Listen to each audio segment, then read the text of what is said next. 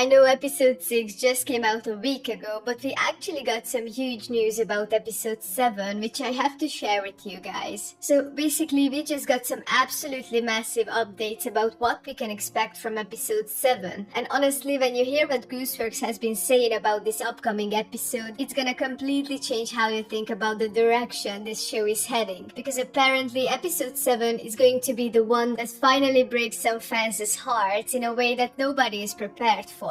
And the reason I'm so excited to talk about this is because we are not just getting random speculation anymore, but this is direct information which was shared by Gooseworx herself during a recent drawing live stream. And when you piece together everything she's been revealing, it paints this really clear picture of how episode 7 is basically going to be the turning point that sets up everything for the final episodes of the series. But before we dive into the heavy stuff about what's actually gonna happen in episode 7, let me first explain the production situation, because this is actually really important for understanding when we might see this episode. And honestly, the timeline is looking way better than what we dealt with for episode 6, which was already pretty good. 2 months to be exact. But during this recent live stream with Jobby, who voiced the disappearing guy in the last 2 episodes, Gooseworx explained that Glitch Productions has been trying to speed up the release schedule, and the main reason for this is because they learned from all the backlash they got earlier this year when fans had to wait those extra months between episodes while they were juggling multiple shows at once, like when Murder Drones was wrapping up and Digital Circus's episodes came out like 6 months after the other. And basically what happened was that going back and forth between Digital Circus and their other projects caused these really long delays that frustrated a lot of people. So now they are committed to finishing Digital Circus completely before they move on to releasing new episodes of shows like The Gaslight District or Knights of Guinevere. But here's where it gets interesting, because Gooseworx also revealed that episode 7 is actually going to take less time to produce than episode 6 did. And the reason for this is pretty fascinating when you think about it. So apparently for episode 6, Glitch had to bring this completely new team to help with production, mainly because episode 6 was over 30 minutes long, and they needed extra hands to get everything done in time. But the problem was that Gooseworx and Glitch's animator team probably had to spend a lot of time teaching this new team about the vision for the show and explaining the specific style and techniques they wanted them to use, which obviously slowed down the whole process. Plus, there were also the complications with the censoring issues on YouTube, so it wasn't exactly an easy ride. But we actually know that episode 7 was also animated along with episodes 5 and 6, so it means that they should be at the very end of the procedure. And especially now that the team knows what to do and Glitch's full focus is on this show, it seems like episode 7 should be coming out even faster than the 2 months wait we had for episode 6, which means we're probably looking at a late September or early October release, which is honestly insane if you think about the quality of the show. I honestly didn't think that taking 4 to 6 months between episodes were long, given how long animation takes, but now with these 1 to 2 months gaps between the episodes, I think we are actually blessed. But honestly, the production timeline is just the beginning, because what we're learning about the actual content of episode 7 is absolutely wild, and I'm not even sure if we are ready for what Gooseworx has planned. So during the live stream, Gooseworx made some really specific comments about how episode 7 is going to make certain types of fans really angry.